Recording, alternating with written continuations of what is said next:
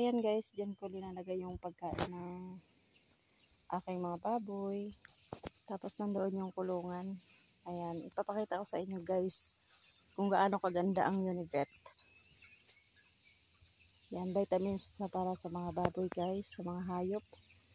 Pwede sa manok, pwede sa baka, pwede sa kambing, sa baboy, kahit anong baka, kambing, kabayo, kahit anong klaseng hayop pwede ito guys, Univet. So ipapakita ko sa inyo kung ano ang epekto niya. Spring alagang baboy. Ayan, wala pang manok.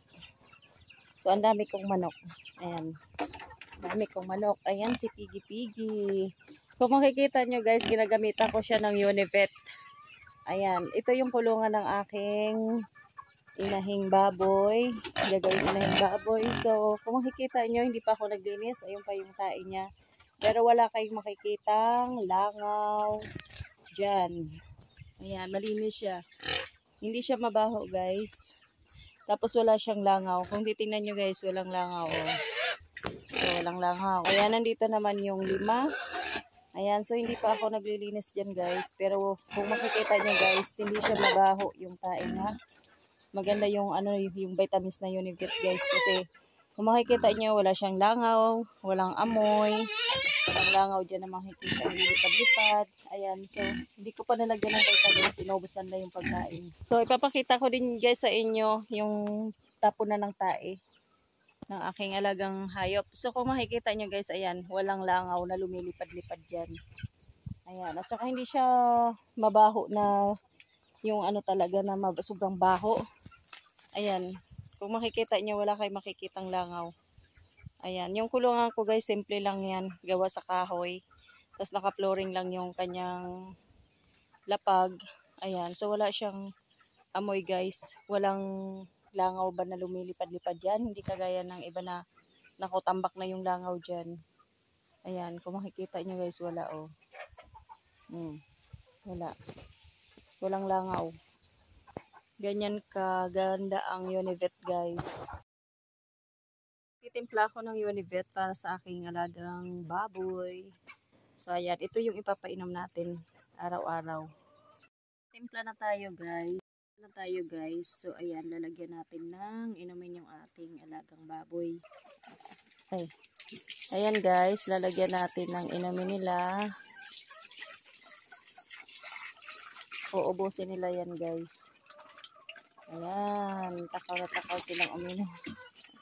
Nag-aagawan pa. Ayan.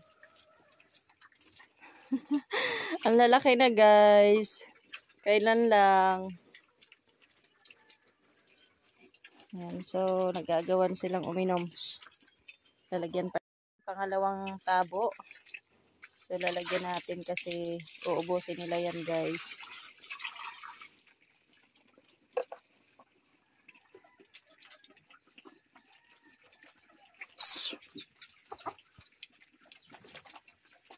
Pangatlong tabo.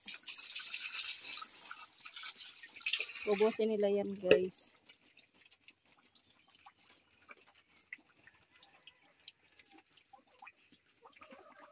Ayan, oh, kikita nyo guys, ang ganda. Malalaki na sila. Hindi pa ako nakalinis dito guys, pero kung makikita nyo, wala siyang langaw, diba? Ayan. Ayan. Takaw na takaw sila guys, uminom ng vitamins. Ito pang 5 tabo.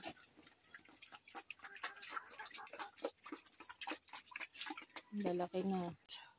Diyan natatapon yung tae ng baboy guys, pero kung mapapansin nyo, wala siyang langaw.